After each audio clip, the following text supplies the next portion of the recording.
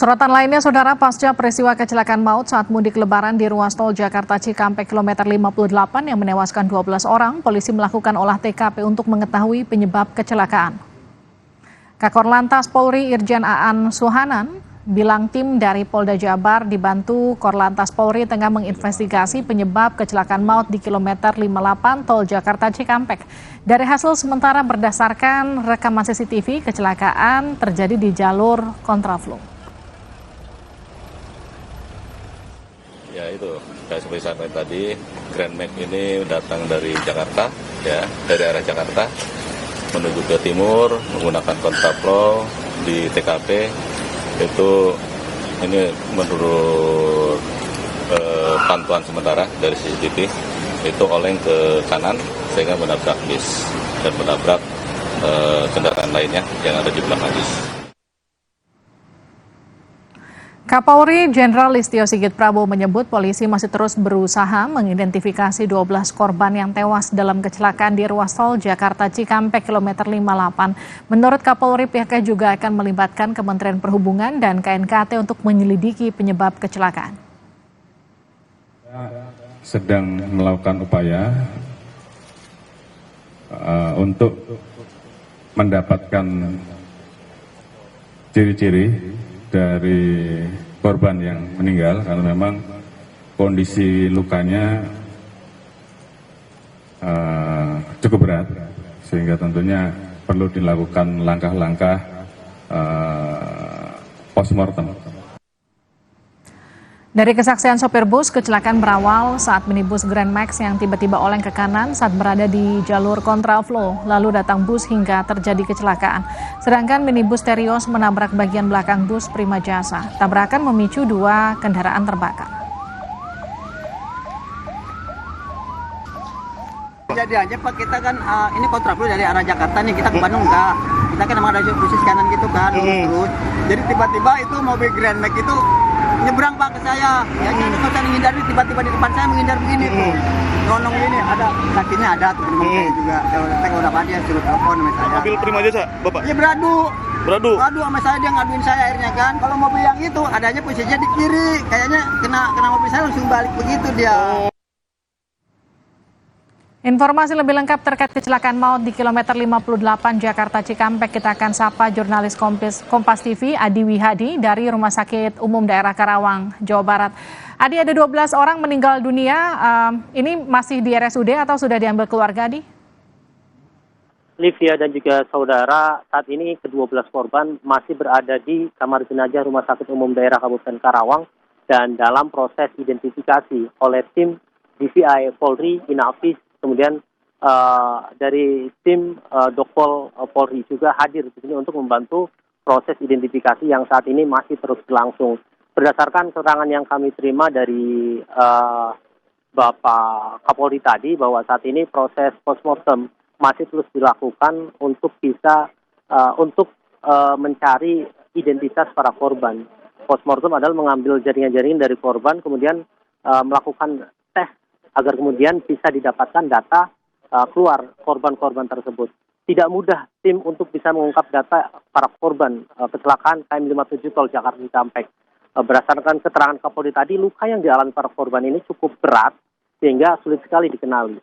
Memang ada sekitar 6 yang jenazahnya masih utuh, namun kondisinya sudah sangat memprihatinkan sehingga ini juga menyulitkan tim untuk bisa mengungkap data-data tersebut. Berdasarkan pantauan kami, tadi sebenarnya sudah ada 2 ciri-ciri yang berhasil diungkap identifikasi, namun masih di dalam pihak tim Inavis atau identifikasi mengungkap asal kedua korban tersebut, yakni satu dari daerah Ciamis dan 2 dari daerah Kudus. Dan pihak kepolisian masih melakukan upaya menghubungi pihak keluarga yang sudah teridentifikasi jenazahnya dan untuk datang ke RSUD Karawang mencocokkan data antara korban dan pihak keluarga. Selain itu, sejumlah keluarga juga sudah mulai berdatangan ke lokasi untuk mengecek apakah dari total 12 korban meninggal dunia akibat kecelakaan KM58 itu ada di antara mereka salah satu dari keluarga mereka. Baik. Dan begitu, Lisi. Terima kasih Adi Wahadi dari RSUD Karawang. Kita akan ke rekan saya Gracia Adur. Untuk mengetahui bagaimana upaya untuk mencegah kecelakaan tidak kembali terulang, Gracia, jadi apa upaya dari pihak kepolisian, Gracia? Sampai sejauh ini dari tim kepolisian ini sudah tidak memperlakukan atau tidak memberlakukan lagi sistem rekayasa arus lalu lintas yaitu kontraflow, saudara. Sehingga dampak yang terjadi setelah tidak dilakukan proses kontraflow ini tidak jauh berbeda, yaitu arus lalu lintas baik di kilometer 58 arah Jakarta maupun di kilometer 48 menuju arah Cikampek. Ini situasi arus lintas ini berjalan normal. Kecepatan para pengemudi di antara 50 hingga 60 km per jam seperti itu, saudara. Nah, dari kejadian yang terjadi tadi pagi ini memang menewaskan 12 korban yang ini sudah dilakukan proses identifikasi oleh tim kepolisian di RSUD Karawang seperti itu, saudara. Nah, untuk rekayasa arus lalu lintas kontraflow di tempat saya bertugas saat ini masih belum diketahui kira-kira akan sampai kapan hal ini belum diberlakukan seperti itu. Tadi menurut prediksi kami, ini kemungkinan akan terjadi kemacetan karena tidak terjadi kontraflow, tapi nyatanya di tempat saya bertugas ini justru malah arus lalu lintasnya tetap berjalan dengan lancar dan normal, kecepatan rata-rata 50 hingga 60 km per jam. Nah, selama 6 hari saya bertugas di sini, Livi dan juga saudara, bahwa memang kontraflow ini diberlakukan sifatnya situasional dan kalaupun terjadi adanya kemacetan ataupun kepadatan arus lalu lintas. Nah, kontraflow yang saya pantau memasuki sudah di hari ke-6 ini kontraflow dibuka sampai 2 jalur. Memang kontraflow ini sangat efektif untuk mengurai kemacetan yang terjadi, apalagi dibuka dari kilometer 37 sampai ke gerbang tol Cikatama. Sampai dibuka 2 jalur, tujuannya untuk mengurai kemacetan di sini. Nah, tetapi yang saya pantau karena kontraflow ini dibuka sampai 2 jalur, hal ini menyebabkan beberapa pengendara yang melintas di jalur kontraflow ini berkendara dengan kecepatan yang cukup tinggi seperti itu, sehingga ini yang perlu diwaspadai oleh para pengendara yang melintas di jalur kontraflow untuk memperhatikan kondisi kendaraannya, kemudian juga memperhatikan kecepatannya, jangan melebihi batas maksimal seperti itu. Kalau bisa di jalur kontraflow ini kecepatannya maksimum 20 hingga 40 km per jam, dan ini pun juga sudah dihimbau oleh Kakor Lantas Polri ketika melakukan peninjauan di kilometer 58 seperti itu. Kemudian yang menjadi perhatian di sini adalah soal tadi kecelakaan ini kan melibatkan 3 kendaraan. 1 bus, 2 ini merupakan kendaraan Daihatsu Terios dan juga Daihatsu Grand Max seperti itu. Nah, untuk kendaraan di Daihatsu Grand Max sendiri ini membawa penumpang melebihi kapasitas, yaitu ada 12 penumpang.